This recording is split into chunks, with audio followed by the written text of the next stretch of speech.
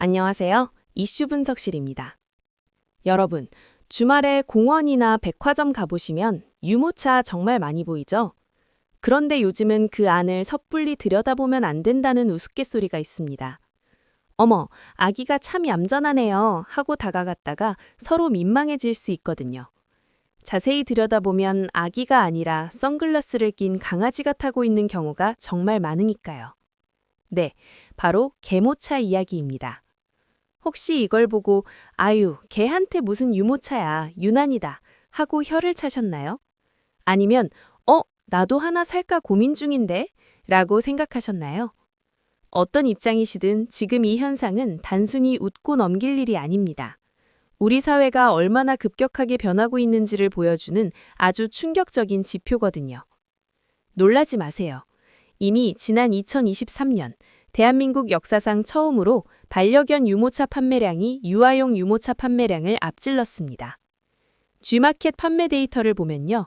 2021년만 해도 유아용이 67%, 반려동물용이 33%였습니다. 그런데 불과 2년 만인 2023년 이 수치가 완전히 뒤집혔습니다.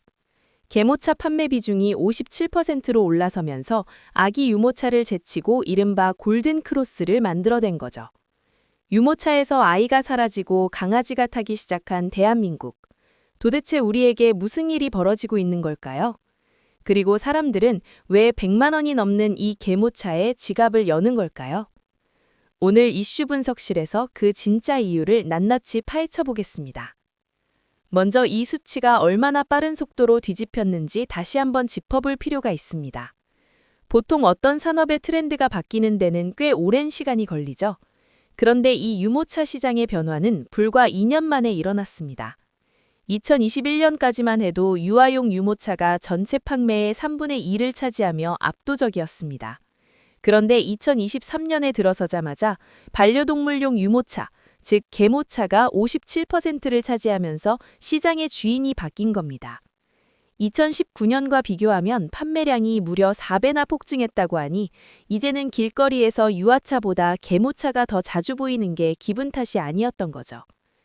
그렇다면 도대체 왜 이런 일이 벌어진 걸까요? 전문가들은 이를 두고 저출산과 펫코노미가 맞물린 결과라고 분석합니다. 아주 직관적으로 말하면 아이가 사라진 자리를 반려동물이 채우고 있다는 겁니다. 현재 대한민국 국민 4명 중 1명이 반려동물을 키우는 시대입니다. 그리고 반려인들을 대상으로 한 설문조사에서 무려 81.6%가 반려동물을 가족의 일원으로 생각한다고 답했습니다. 이제 강아지는 단순히 집을 지키는 동물이 아니라 내 자식과 다름없는 존재, 즉 펫 휴머니제이션의 대상이 된 거죠. 실제로 세계적인 유모차 브랜드들의 움직임도 심상치 않습니다. 에어버기라는 브랜드 아시나요? 원래는 프리미엄 유아용 유모차로 유명했던 곳인데 최근 한국 지사의 매출을 견인하는 건 아기 유모차가 아니라 개모차라고 합니다. 기업들이 아예 주력 상품을 바꾸고 있는 실정이죠. 결국 아이를 낳지 않거나 늦게 낳은 대신 반려동물에게 애정을 쏟고 투자를 아끼지 않는 펫페미족이 늘어나면서 육아용품 시장의 돈이 그대로 반려동물 시장으로 흘러들어가고 있는 겁니다. 이를 두고 펫셔리라는 신조어까지 생겼을 정도니까요. 하지만 여기서 한 가지 의문이 드실 겁니다. 그래, 가족인 건 알겠는데 굳이 개한테 유모차까지 태워야 해? 개는 걸어 다녀야 건강한 거 아니야? 라고요. 사실 개모차가 많이 팔리는 데는 우리가 잘 몰랐던 아주 현실적이고 기능적인 이유들이 숨어 있습니다. 많은 분들이 개모차를 보며 멀쩡한 다리 놔두고 왜 태우고 다녀? 개는 산책시켜야지 라고 생각하시죠? 물론 건강한 강아지라면 네 발로 걷는 게 가장 좋겠죠. 하지만 개모차를 구매하는 분들의 사정을 들어보면 이야기가 조금 다릅니다. 첫 번째 이유는 바로 반려견의 고령화입니다. 사람 수명이 늘어난 만큼 의학이 발달해서 강아지들의 수명도 비약적으로 늘어났습니다. 사람도 나이가 들면 관절이 아파서 걷기 힘든 것처럼 강아지들도 노견이 되면 관절염이나 디스크 때문에 오래 걷는 게 고통이 됩니다. 특히 한국에서 많이 키우는 말티즈나 포메라니안 같은 소형견은 선천적으로 슬개골 탈구에 아주 취약하거든요. 그래서 이 개모차는 걷기 싫어하는 개를 위한 게 아니라 걷고 싶어도 걷지 못하는 노령견을 위한 휠체어 역할을 하는 겁니다. 냄새는 맡게 해주고 싶고 걷게 하기엔 무리가 될 때 유모차가 최고의 대안이 되는 거죠. 두 번째, 안전 문제입니다. 여름철 아스팔트 바닥, 손으로 만져보신 적 있으신가요? 지열이 50도, 60도까지 올라갑니다. 사람보다 체구가 낮은 강아지들은 그 열기를 온몸으로 받고요. 발바닥 화상을 입기도 쉽습니다. 또 사람이 붐비는 벙화가에선 작은 강아지들이 발에 밟히거나 치일 위험이 매우 큽니다. 이럴 때 유모차는 강아지를 위험으로부터 격리해주는 안전지대가 됩니다. 마지막, 어쩌면 가장 현실적인 이유는 바로 동반 출입을 위한 매너 때문입니다. 요즘 애견 동반 가능이라고 써붙인 쇼핑몰이나 카페 정말 많아졌죠? 그런데 자세히 보면 조건이 있습니다.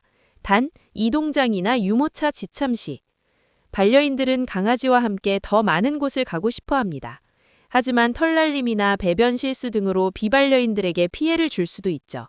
이때 유모차는 서로의 영역을 지켜주는 훌륭한 매너 아이템이 됩니다. 강아지를 유모차에 태우는 순간 식당도 들어갈 수 있고 백화점 쇼핑도 가능해지니까요. 결국 개모차는 과잉보호의 산물이 아니라 강아지의 건강을 지키고 비반려인과 공존하기 위해 선택한 현대적인 산책 도구라고 볼 수 있습니다. 자, 이렇게 필요성이 확실해지니 시장은 아주 발빠르게 움직이고 있습니다. 단순히 굴러만 가면 된다는 수준을 넘어서서 이제는 자동차처럼 급이 나뉘기 시작한 거죠. 인터넷에 검색해보면 몇만 원짜리 저가형부터 시작해서 20만 원, 50만 원, 가격대가 천차만별인데요. 놀라지 마세요. 소위 개모차에게의 벤틀리라고 불리는 프리미엄 모델들은 한 대에 150만 원을 훌쩍 넘어간다고 합니다. 아니, 무슨 개 유모차가 중고차 한 대 값이냐 싶으시죠? 그런데 없어서 못 판다고 합니다. 기능을 뜯어보면 입이 떡 벌어집니다. 울퉁불퉁한 길에서도 강아지가 편안하도록 충격 흡수 서스펜션이 달려 있고요. 핸들은 가죽으로 마감되어 있고 원터치로 접히는 건 기본입니다. 심지어 프레임 색상이나 캐리어 디자인을 내 취향대로 커스텀할 수도 있습니다. 이제 개모차는 단순한 이동수단이 아니라 보호자의 취향과 경제력을 보여주는 하나의 아이템이자 내 반려견에게 이만큼 해줄 수 있다는 사랑의 척도가 된 셈이죠. 기업들도 이 흐름을 놓치지 않고 있습니다. 한국농촌경제연구원에 따르면 2027년엔 누리 국내 반려동물 연관 시장 규모가 6조 원을 돌파할 것으로 예상됩니다. 저출산으로 아기 용품 시장은 줄어들고 있지만 그 빈자리를 이 거대한 펫코노미 시장이 아주 빠른 속도로 채워나가고 있는 거죠. 결국 개모차가 유행이다라는 말은 반은 맞고 반은 틀립니다. 유행이라기보다는 인구 구조가 바뀌고 가족의 형태가 바뀌면서 나타난 자연스러운 산업의 이동이라고 보는 게 더 정확할 것 같습니다. 어떤 분들은 이 현상을 보며 참 웃픈 현실이다라고 말합니다. 유모차는 늘어가는데 그 안에 아이는 없고 강아지가 타고 있다는 사실이 대한민국 저출산의 씁쓸한 단면을 보여주기 때문이겠죠. 하지만 시선을 조금만 달리 해볼까요? 유모차 안에 타고 있는 대상이 아기든 강아지든 그 뒤에서 손잡이를 꼭 잡고 미는 사람의 마음은 똑같습니다. 내 가족이 조금 더 편안했으면 좋겠다. 더 좋은 것을 보여주고 싶다는 사랑과 돌봄의 마음 말이죠. 우리는 지금 가족의 형태가 바뀌고 그 정의가 넓어지는 과도기를 살고 있는지도 모릅니다. 누군가에겐 유모차에 탄 저 작은 생명이 자식이자 친구이자 유일한 가족일 테니까요. 2025년 대한민국. 이제 개모차는 유별난 유행이나 가시의 상징이 아닙니다. 아이가 줄어든 자리를 반려동물과의 교감으로 채워나가는 우리 시대의 새로운 자화상이자 자연스러운 일상이 되었습니다. 오늘 길을 걷다 개모차를 마주친다면 개가 상전이네? 라고 생각하기보다 저기도 소중한 가족이 산책이 나왔구나 하고 바라봐주는 건 어떨까요? 오늘 이슈 분석실에서 준비한 이야기는 여기까지입니다. 시청해주셔서 감사합니다.